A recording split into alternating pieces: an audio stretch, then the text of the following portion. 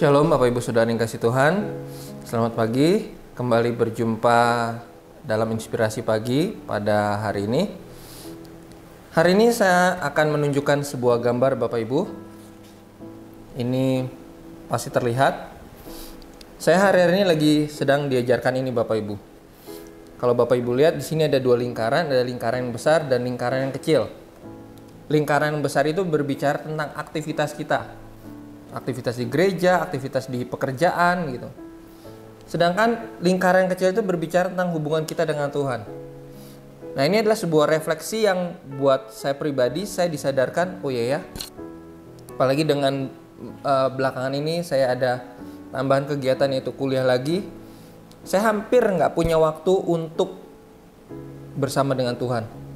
Jadi kalau dibandingkan ya aktivitasnya besar sekali, banyak sekali. Dan itu bisa dikatakan ya mengatasnamakan Tuhan. Saya berpikir ya udah pelayanan, udah kuliahnya pun juga kuliah teologi.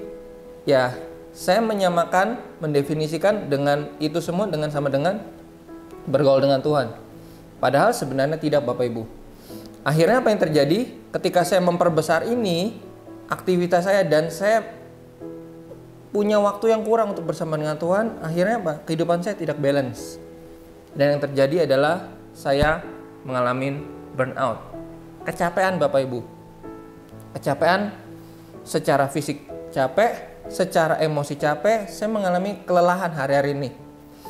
Sampai ya puji Tuhan saya bertemu, puji Tuhan ketika beribadah, hadirat Tuhan menyentuh saya kembali. Dan saya baru sadar bahwa ternyata kehidupan saya, tangki kerohanian saya itu sudah hampir bisa dikatakan hampir kosong.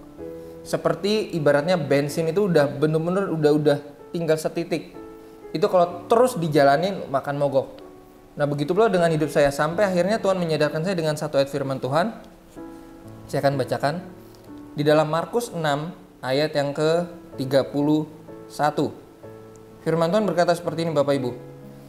Lalu ia berkata kepada mereka, marilah ke tempat yang sunyi, supaya kita sendirian dan beristirahatlah seketika.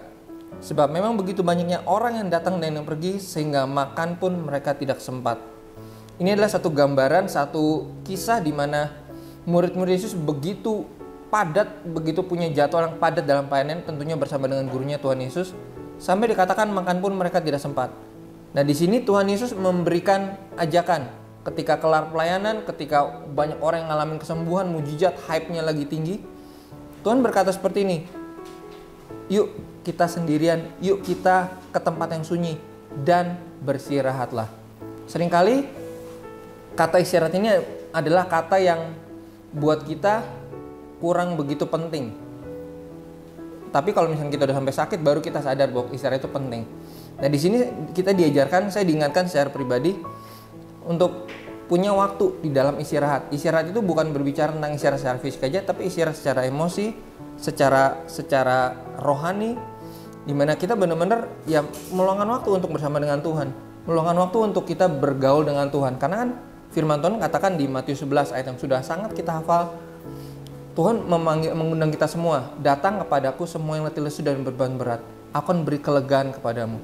Nah ini seringkali kita miss, seringkali kita dengan jadwal yang begitu luar biasa padatnya, kita lupa bahwa Tuhan itu mengundang kita untuk datang sama Dia, datang kepada Dia. Dan apa yang kita akan alami? Kita akan ngalamin rest, kita ngalamin kelegaan, kita akan ngalamin istirahat di dalam kerohanian kita.